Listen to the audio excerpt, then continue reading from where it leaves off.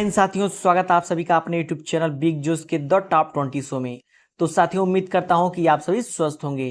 तो साथियों, आज की इस क्लास में हम बात करने वाले हैं यूपी ट्रिपल एससी एजीटीए भर्ती 2024 की एग्जाम के लिए महत्वपूर्ण टॉप 20 प्रीवियस ईयर्स क्वेश्चंस के बारे में डिस्कस करने वाले हैं, जो कि सभी प्रश्न सिलेक्टिव और एग्जाम ओरिएंटेड हैं।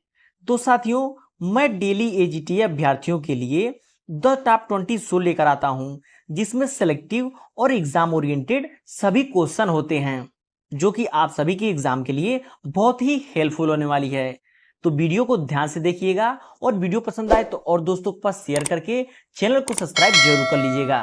तो आइए देखते हैं। जैसे हमारा पहला क्वेश्चन है, किस मृदा भाग में सबसे अधिक सीईसी पाया जाता है? सीईसी, अगर इसके फुल नेम की बात करें तो इसका फुल नेम होता है कटायन एक्सचेंज कैपेसिटी। तो ऑप्शन ए है कैलोनाइट, मोंटमोरिलोनाइट, वर्मिकुलाइट या कार्बनिक पदार्थ। तो इसमें राइट आंसर ऑप्शन डी हो जाएगा, कार्बनिक पदार्थ। कार्बनिक पदार्थ मृदा में सबसे अधिक सीईसी पाया जाता है। इंपॉर्टेंट क्वेश्चन है, जो कि सॉइल साइंस पोर्शन का है। बढ़ते अपने नेक्स्ट क्वेश्चन की तरफ। अनाक्षी श्वसन को खाली स्थान कहते हैं। आपको बताना है कि अनाक्षी श्वसन को क्या कहते हैं। अंतःकोशिकीय श्वसन, आणविक श्वसन, बाह्य आणविक श्वसन, अंतः आणविक श्वसन। तो इसमें राइट आंसर ऑप्शन डी हो जाएगा, अंतः आणविक श्वसन। अनाक्षी श्वसन को जो है कि अंतः आणविक श्वसन कहते हैं। काफी इंपॉर्टेंट क्वेश्चन है। बढ़ते अपने नेक्स्ट क्वेश्चन की तरफ। फ्लेम फोटोमीटर का उपयोग खाली स्थान के निर्धारण में किया जाता है। जो फ्लेम फोटोमीटर होता है उसका उपयोग जो है कि किसके निर्धारण में किया जाता है? नाइट्रोजन के, फास्फोरस के, पोटेशियम के या फिर बोरान के। तो इसमें राइट आंसर ऑप्शन सी हो जाएगा, पोटेशियम के। फ्लेम फोटोमीटर का उपयोग जो है कि पोटेशियम के निर्धारण में किया जाता है। नेक्स्ट क्वेश्चन है, केंद्रीय शुष्क बागवानी संस्थान स्थित है। आपको बताना है कि केंद्रीय शुष्क बागवानी संस्थान जो है कि कहां पर स्थित है। ऑप्शन ए है जोधपुर, जयपुर, बीकानेर या फिर लखनऊ। तो इसमें राइट आंसर ऑप्शन सी हो जाएगा, बीकानेर। बीकानेर जो कि कहां पे है? राजस्थान में है, राजस्थान। काफी इंपॉर्टेंट क्वेश्चन है। नेक्स्ट क्वेश्चन देखते हैं। केंद्रीय एकमार्ग प्रयोगशाला स्थित है। साथियों, मैं आप सभी को बता देता हूं कि सभी प्रयोगशालाओं और अनुसंधान संस्थान से एक क्वेश्चन आपके एग्जाम में आने तय है। तो ये क्वेश्चन काफी इंपॉर्टेंट है, जिसको यहीं पे लर्न कर लीजिएगा। तो केंद्रीय एकमार्ग प्रयोगशाला जो है कि स्थित है कहां पे? नई दिल्ली, हैदराबाद, नागपुर, भोपाल। तो इसमें राइट आंसर ऑप्शन सी हो जाएगा, नागपुर। नागपुर जो कि कहां पे है? महाराष्ट्र में है। तो केंद्रीय एकमार्ग प्रयोगशाला जो है कि नागपुर महाराष्ट्र में स्थित है। और इसका कार्य क्या है? इसका काम है कि किसी भी वस्तु की शुद्धता की पहचान करना। काफी इंपॉर्टेंट क्वेश्चन है। बढ़ते अपने नेक्स्ट क्वेश्चन की तरफ। निम्नलिखित युग्मों पर विचार कीजिए। बीज वर्ग दिया हुआ है और टैग का रंग दिया हुआ है। ये दिया जितने भी सीड हैं उनमें किस तरह का टैग पाया जाता है, किस कलर का टैग पाया जाता है, आपको बताना है। तो प्रजनक बीज को है सुनहरा पीला, बिल्कुल सही है। आधारी बीज का व्हाइट, बिल्कुल सही है। प्रमाणित बीज का बैगनी, ये गलत है। और सत्य अंकन बीज का नीला, ये भी गलत है। तो इसमें हमारे ये दोनों सही हो जाएंगे कि प्रजनक बीज का जो है कि गोल्डन येलो हो जाएगा, आधारी बीज का जो है कि व्हाइट हो जाएगा। अगर बात करें प्रमाणित बीज का, प्रमाणित बीज का जो कलर टैग होता है वो ब्लू कलर का होता है। किस कलर का होता है? ब्लू कलर का होता है, ना कि बैगनी कलर का। और यहीं पे सत्य अंकन बीज, इसका कोई कलर नहीं होता है, नो कलर, नो कलर। तो यहाँ पे आपको 4 क्वेश्चन याद होते हैं। कैसे? पहला, प्रजनक बीज जो है कि गोल्डन येलो होता है। सेकंड होता है आधारी बीज, जिसका टैग सफेद रंग का होता है। तीसरा होता है प्रमाणित बीज, जिसका टैग रंग जो है कि ब्लू कलर का होता है। चौथा होता है सत्य अंकन बीज, जिसका कोई कलर ही नहीं होता है इस टैग का। काफी इंपॉर्टेंट क्वेश्चन है। नेक्स्ट क्वेश्चन है, निम्नलिखित में से माहू की क्षति पहुंचाने की अवस्था कौन सा है? जो माहू होती है वो किस स्टेज में क्षति पहुंचाती है? Adult, nymph, adult and nymph, none of these. तो ये जो हमारी माहू होती है जो कि सरसों में सबसे अधिक लगती है, इसका प्रौढ़ और निम्फ दोनों जो है कि नुकसान पहुंचाते हैं। तो इसमें हमारा राइट आंसर ऑप्शन सी हो जाएगा कि माहू की क्षति पहुंचाने की जो अवस्था होती है वो एडल्ट और निम्फ दोनों होती है। काफी इंपॉर्टेंट क्वेश्चन है। बढ़ते अपने नेक्स्ट क्वेश्चन की तरफ।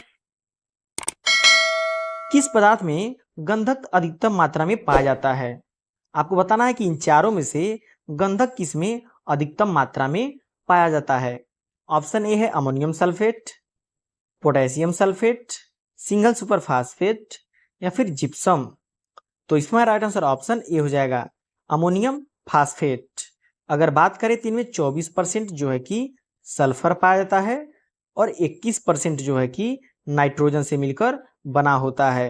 तो इसका कॉम्बिनेशन भी आप ध्यान रखिएगा कि 24% जो है कि सल्फर होता है और 21% जो है कि नाइट्रोजन होता है। काफी इंपॉर्टेंट क्वेश्चन है। नेक्स्ट क्वेश्चन देखते हैं। राइसिनेस एक शारीरिक विकार, खाली स्थान, फसल से संबंधित है। आपको बताना कि राइसिनेस किससे संबंधित है? मिर्च से, फूल गोभी से, बैंगन से या फिर टमाटर से। तो इसमें राइट आंसर ऑप्शन बी हो जाएगा, फूल गोभी। राइसिनेस शारीरिक विकार जो है कि फूल गोभी फसल से संबंधित है। अगर बात करें कि राइसिनेस फूल गोभी में जो है कि किस तत्व की कमी से होता है, तो होता है नाइट्रोजन की कमी से। नाइट्रोजन की कमी से राइसिनेस जो है कि फूल गोभी में होता है। काफी इंपॉर्टेंट क्वेश्चन है। बढ़ते अपने नेक्स्ट क्वेश्चन की तरफ। निम्नलिखित में से कौन सा एक रिले क्रॉपिंग का उदाहरण है? ऑप्शन ए है पैडी वीट, सोयाबीन वीट, मेज तोरिया वीट, मेज पोटैटो वीट मूंग। तो इसमें राइट आंसर ऑप्शन डी हो जाएगा, मेज पोटैटो वीट मूंग। मक्का, आलू, गेहूं, मूंग जो है कि एक रिले क्रॉपिंग का बेस्ट एग्जांपल है। बढ़ते अपने नेक्स्ट क्वेश्चन की तरफ। गन्ने के तने का घसैला रोग द्वारा होता है। आपको बताना कि गन्ने के तने में जो घसैला रोग होता है वो किसके कारण होता है? कवक के, जीवाणु के, वायरस के या फिर माइकोप्लाज्मा के। तो इसमें राइट आंसर ऑप्शन डी हो जाएगा, माइकोप्लाज्मा। गन्ने के तने का घसैला रोग जो है कि माइकोप्लाज्मा द्वारा होता है। बढ़ते अपने नेक्स्ट क्वेश्चन की तरफ। परपरागित फसलों के लिए कौन सी प्रजनन विधि उपयुक्त नहीं है?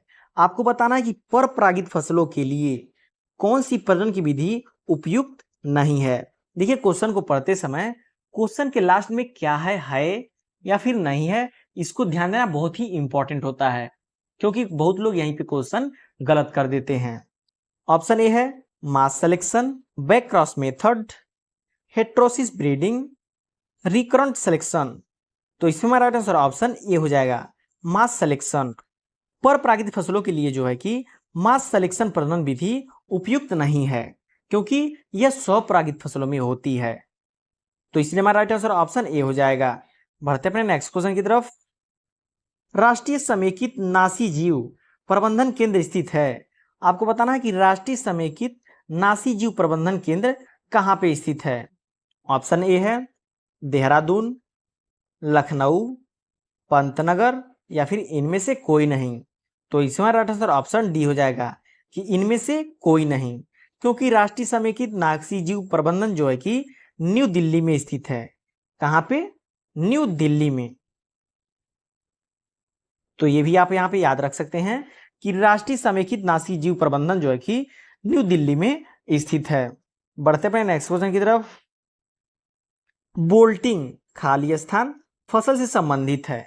तो बताना है आपका जो बोल्टिंग की क्रिया होती है वो किससे संबंधित है? ऑप्शन ए है sugar cane, mustard, sugar beet या फिर बार्ले। तो इसमें राइट आंसर ऑप्शन सी हो जाएगा, चुकंदर। बोल्टिंग जो है कि चुकंदर फसल से संबंधित है। बोल्टिंग जो है कि चुकंदर और प्याज दोनों में होता है। काफी इंपॉर्टेंट क्वेश्चन है। बढ़ते अपने नेक्स्ट क्वेश्चन की तरफ। निम्नलिखित में से कौन सा सही सुमेलित नहीं है? देखिए इस समय के एग्जाम में इस तरह के क्वेश्चन आने ट्रेंड बन गए हैं क्योंकि ऐसे क्वेश्चन को सॉल्व करने के एक क्वेश्चन को सॉल्व करने के लिए आपको 4 सही से आंसर पते होने चाहिए, तब आप एक क्वेश्चन सॉल्व कर सकते हैं। तो मैं आप सभी से ये बोलूंगा कि इस तरह के क्वेश्चन का ज्यादा से ज्यादा प्रैक्टिस करें, जिससे आपको ज्यादा से ज्यादा क्वेश्चन लर्न हो जाएंगे। तो इसे आपको बताना है कि कौन सा सही सुमेलित नहीं है। यहाँ पे फसल दिया है और उनकी न्यूनतम अलगाव दूरी, तो वीट 3 मीटर बिल्कुल सही है। कॉटन 50 गलत है। टमाटर 25 मीटर बिल्कुल सही है। फूलगोभी का 1000 मीटर बिल्कुल सही है। तो ये कॉटन इसमें से सही सुमेलित नहीं है। तो कॉटन का जो है कि अलगाव न्यूनतम दूरी क्या होगी, तो हमारा हो जाएगा 30 मीटर। तो आप सभी ध्यान दीजिएगा कि कॉटन का जो है कि न्यूनतम अलगाव दूरी 30 मीटर होती है। काफी इंपॉर्टेंट क्वेश्चन है। बढ़ते अपने नेक्स्ट क्वेश्चन की तरफ। ताजे दूध का पीएच मान होता है, आपको बताना है कि ताजे दूध का पीएच मान कितना होता है। 5.5, 6.7, 7.4 या फिर 8.5। तो इस समय राइट आंसर ऑप्शन बी हो जाएगा 6.7। दूध का पीएच जो है कि 6.7 होता है।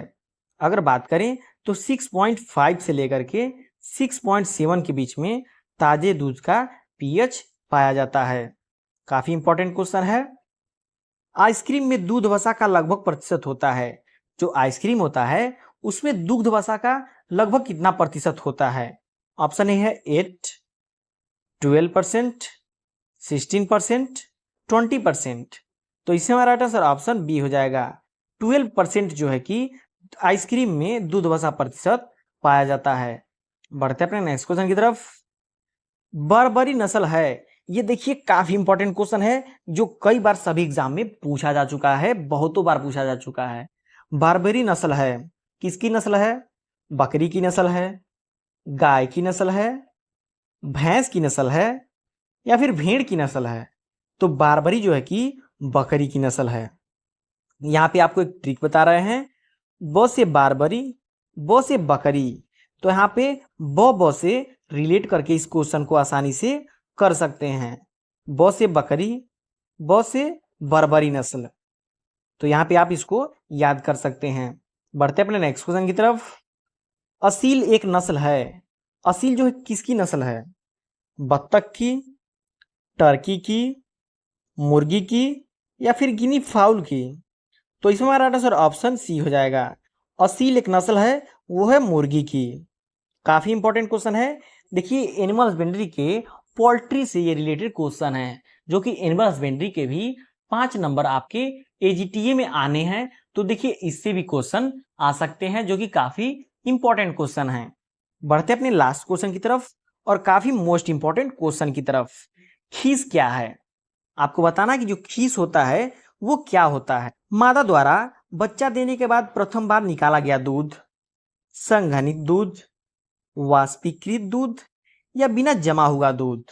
तो खीस जो होता है वो मादा द्वारा बच्चा देने के बाद प्रथम बार जो दूध निकाला गया होता है उसे हम खीस कहते हैं। इंग्लिश में कोलेस्ट्रम भी कहते हैं।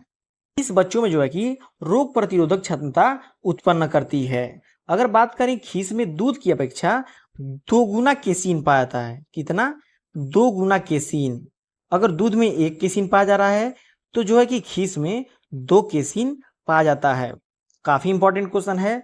तो साथियों ये रहे आपके टॉप 20 मोस्ट इंपॉर्टेंट और एग्जाम ओरिएंटेड क्वेश्चंस, जो कि आपके एग्जाम में आने की 100% श्योरिटी है।